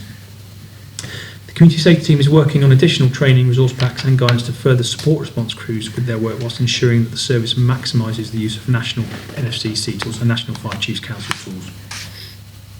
In addition to this, the team is working to roll out the Staywise platform across both NFRS and in Nottingham and Nottinghamshire schools during the next academic year. And this will improve consistency and evidence-based practice, as well as sharing good quality resources which teachers can finish should an operational crew be called away to an incident, so really increasing the efficiency of that delivery. And response staff continue to deliver the majority of safe and well visits, by providing additional training and improving the interface within our Community Fire Risk Information Management System, so another acronym in terms of CFMIS. The new structure has improved the efficiency and efficacy of these visits. Through changes to process flows, the community safety team has also taken on more of the high-risk cases which take longer and require more specialist conversation, much more detailed note-taking and provision of different equipment. And this reduces the time burden for operational crews as they undertake the more lower-risk, high-volume visits. So moving on to the next bold heading, which was one of the next evaluation metrics, to review structures to ensure that clear development pathways are in place for both Greenbook and Greybook employees, and that the competency framework is applied to support development of individuals in these roles. So 2.18, the new structure does provide a clear pathway for development across both Green and Greybook roles. The career progression for Greenbook personnel has always been much more difficult than their operational colleagues due to the smaller number of roles available and a much less variety of those roles. The new structure has established a clear developmental pathway for individuals to progress from entry-level positions all the way to head of department, which is a significant improvement on the previous structure. So there was that, ability for an individual to join us at the very entry-level role and progress all the way to head of department, which is a great career opportunity. At 2.20, within the new structure, there are 6 more Greenbook managerial roles than in the previous, including the head of department role, which has been changed from Greybook to Greenbook. So moving on to heading above 2.22, so to develop associated systems and process improvements to allow continued increases in productivity without compromising on quality. So in the 6-month post the restructure, the team has reviewed the internal safeguarding process from referral to partnership meetings with a new process and form in place, and recognises the requirements from both the city and county council teams in terms of details shared for cases which meet the threshold for adult and child intervention. 2.23, the team has delivered updates from the CFMIS project, which is the risk management information system, to ensure the continued validity of risk information where it relates to vulnerable people. This will include new dashboards for safeguarding information and case management, but also a revised safe and well form on the mobile data terminals. At 2.24, the team's taken all very high and most of the high-risk safe and well visits following partner referral to provide an improved and relevant service to the most at-risk individuals while releasing capacity within the response for crews to work with a greater number of households and individuals. We've updated the services fire intervention, which is formerly known as fire setters, offer to meet the National Fire Chiefs Council standard. So all firefighters and officers delivering this have undertaken refreshed NFCC training and are now providing a trauma-informed behavioural change-based intervention. This programme has been nationally evaluated as recognised to make a material impact on people's lives. So while the structure was being implemented, there was a short delay in getting those people referred into its scene, but the backlog has now been cleared and a triage process in place to ensure those who present the most risk are prioritised. At 2.26, with Nottingham Trent University, NFRS has developed a community engagement and domestic fire risk area classification and mapping tool. This uses publicly available data sources measuring neighbourhood belonging, population diversity, NFCC risk categorisation, satisfaction with public services and participation. And this will be trialled in a community engagement on safer schools activities in 2025. At 2.28, we're now a proactive partner in both the domestic abuse and slavery and exploitation multi-agency meetings, both taking and receiving casework from these groups. 2.29, factor from the outset that we have recognised from the outset that a change journey through a restructure such as this is inevitably stressful for those employees who are affected. So members can be assured that we have supported the affected personnel through this journey, offering support and access to welfare whenever needed or requested to ensure the continuing delivery of high quality services and to maintain our engaged and motivated workforce. And due to the higher volume of Greenbook personnel now lone working under the structure, the service has invested in breakaway and conflict resolution training. So by partnering with Nottinghamshire Healthcare Trust to access this, the service has kept costs low and provided a way to keep the funding within the public sector and residents.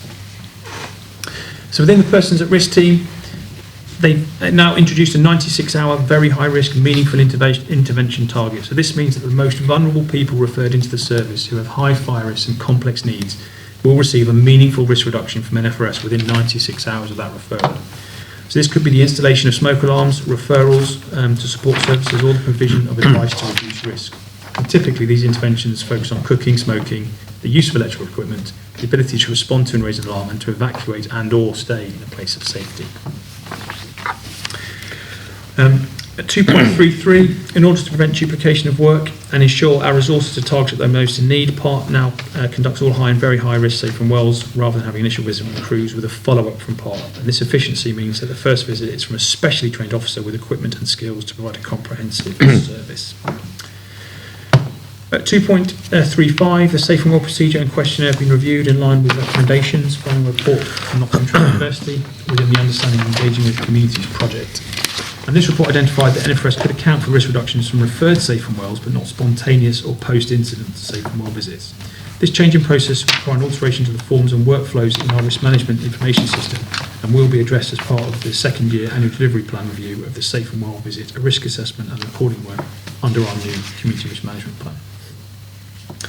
At 2.36, improvements in the volume and quality of referrals are an indicator of the success of both the Charlie P referrer training and the success of engagement activities undertaken with partners. With an increase from 1,894 referrals in quarter 3 of last year to 2,102 in quarter 3 of 24-25, 86% of these referrals were for medium risk and above compared to 84.4% in the same period last year. So members will note the continued performance of the team during the transition period, which has been articulated in the performance report presented to this committee. Lastly, at 2.38, in February, staff affected by the restructure undertook a short internal survey. They were able to feedback anonymously on the restructure process and communication, as well as on how it's bedding in and the training and support they would like to see. The results of this survey will be shared with the strategic leadership team to support learning for any future restructuring, alongside a plan to implement changes and training within the service. Moving on to financial implications. So as I spoke about in a previous point, 3.1, there are transitional costs of 73,700 associated with implementation of the new structure. These have been incurred by redundancy costs and pay protection for one individual for a period of up to 3 years. And these are met from the efficiency programme earmarked reserve. So the new structure resulted in an annual saving of £102,557.